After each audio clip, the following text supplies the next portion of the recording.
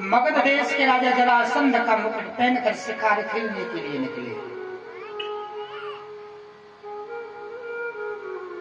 रास्ते में क्या हुआ, जंगल में जाकर भूल जाते हैं कि मुझे जाना किधर है। विचार नहीं कर पा रहे हैं कि मैं इस जंगल में किस कार्य के लिए आया, क्योंकि कलयुग बैठा हुआ है। बेचैन हो जाते हैं राजा परीक्षित जी। परीक्षित जी महाराज को भूख लगना प्रारंभ होती है।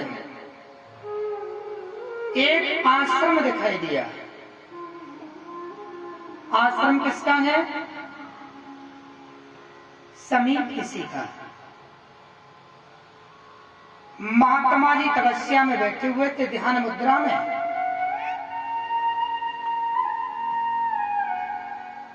परीक्षित जी महाराज ने कहा,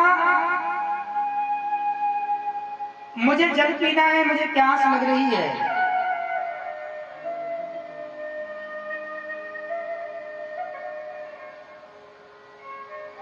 महात्मा जी समाधि में हैं, उन्होंने नेत्रों को नहीं खोला। देख सब रहे हैं कि परीक्षित जी के सिर पर कलयुग बैठा हुआ है। मुझे भूख लग रही है, मेरे लिए भोजन की व्यवस्था कीजिए। डोंगी पाखंडी महात्मा परीक्षित जी कहते हैं, तू जानता नहीं है कि मैं अहम राजा, अहम माने अहंकार में राजा हूं, और राजा एक भगवान की तरह होता है, और राजा का सम्मान भी करना नहीं चाहता, ढोंग करके बैठा हुआ है।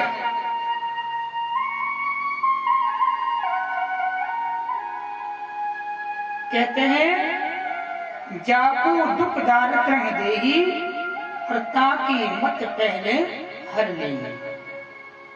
जिसको कष्ट आने वाला होता है, बुद्धि अपने आप ही खत्म हो जाती है। मरा हुआ एक सर्प पड़ा हुआ था। परीक्षित जी महाराज ने अपने बाण से उस सर्प को उठाया और महात्मा के गले में डाल दिया।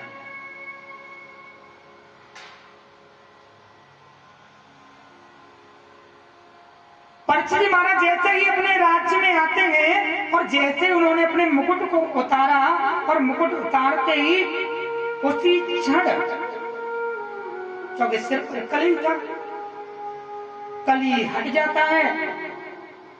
जैसे उन्हें चेत होता है, जैसे उन्हें याद आती है, आज तो मुझसे बहुत बड़ी गलती हो गई, मैंने अपनी इस जिज्ञा से एक संत को गाली दी है, मैंने अपने हाथों से एक संत का अपमान कर दिया है।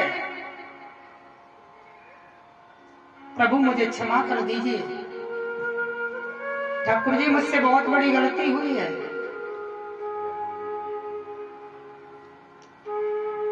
समीप पुत्र श्रृंगी को मालूम पड़ा। श्रृंगी ऋषि आते हैं,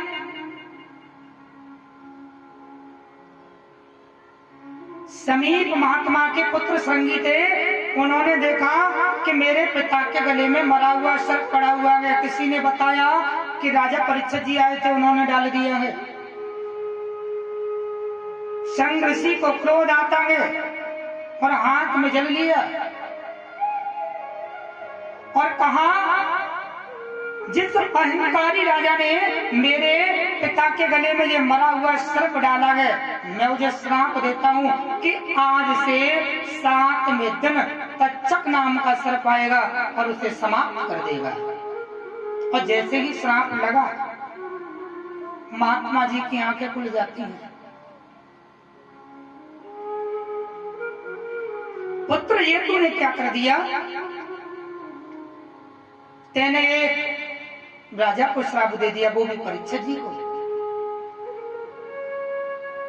पिताजी, आपके गले में सर्प डाल दिया था उन्होंने।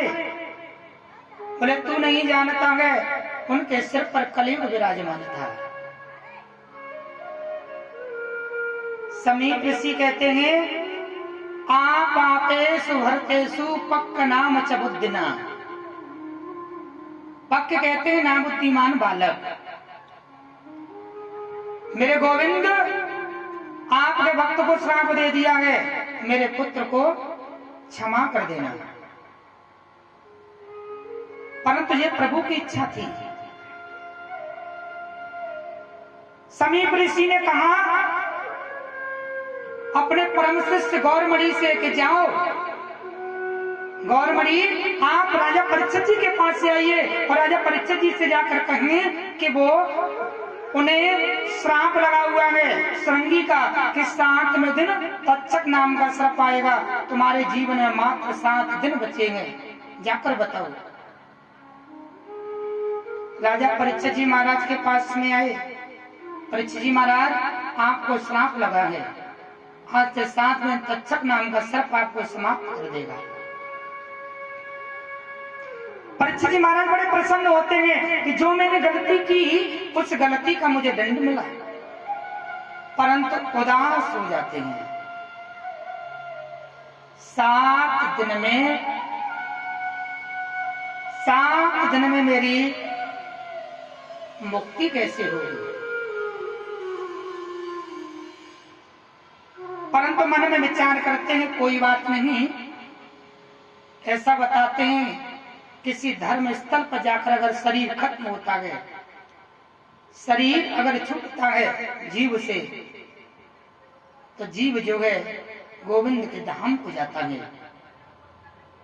पवित्र गंगा जी का मन में विचार लिया, अपने पुत्र को राजगद्दी पर विराजमान किया और गंगा के किनारे पर राजा परीक्षित जी महाराज आ जाते हैं। और परीक्षित जी महाराज गंगा के किनारे पर आए तो अनेक संतों के दर्शन हुए।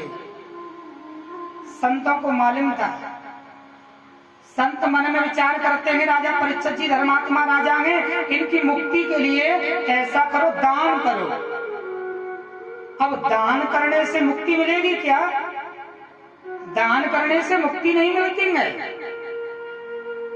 अगर तुम किसी वस्तु का दान करते हो, सोने का दान करोगे स्वर्ण मिल जाएगा, वस्त्र का दान करोगे वस्त्र मिलेंगे, भूमि का दान करोगे भूमि मिलेगी, परंतु मुक्ति नहीं मिलेगी। संतों ने फिर मन में विचार किया कि तो ऐसा करते हैं कि यज्ञ कराई जाए इनके लिए, जिससे इनकी मुक्ति हो जाए। कोई यज्ञ ऐसी नहीं जो 7 दिन में पूरी हो। राम यज्ञ कराएं तो 9 दिन में होती है, विष्णु यज्ञ कराएं तो 11 दिन में होती है। कौन सी यज्ञ कराई जाए जो 7 दिन में पूरी हो? और जब तक यज्ञ पूरी नहीं होगी तब तक उसका फल प्राप्त नहीं होगा। परीक्षित जी महाराज गंगा के किनारे पर बैठ जाते हैं। समीप ऋषि का श्राप है और नारद जी जो है सुखदेव जी महाराज के पास में गए और कहने लगे कथा सुनाने का समय आ गया है, आप चलें, परीक्षित जी महाराज की मुक्ति कराएं। सुखदेव जी महाराज अपनी ध्यान समाधि से खड़े होते हैं और राजा परीक्षित जी को कथा सुनाने के लिए गंगा की ओर चल दिए। 16 वर्ष की अवस्था है, लंगोट पहने हुए हैं, पूर्ण ब्रह्मचारी है, घुंघराले बाल है सुखदेव जी के। और सुखदेव जी महाराज जो है अनेक क्षेत्रों से निकलते हुए सुखताल क्षेत्र में, पवित्र गंगा के क्षेत्र में आकर परीक्षित जी महाराज ने जैसे ही देखा अपने आसन पर खड़े हो जाते हैं। परीक्षित जी खड़े हो जाइए, सुखदेव जी का आगमन, आप बैठी रहे। जैसे उन्होंने देखा कि सुखदेव जी महाराज एक गौरमणि, एक सूर्यमणि सामने से आ रही है, मन में विश्वास हुआ शायद यही मेरी मुक्ति करा सकता है। सुखदेव जी महाराज जैसे ही पास में आते हैं, राजा परीक्षित जी ने प्रणाम किया। प्रणाम करने के बाद में विधिवत उनकी पूजा की और उन्हें आसन प्रदान किया गया।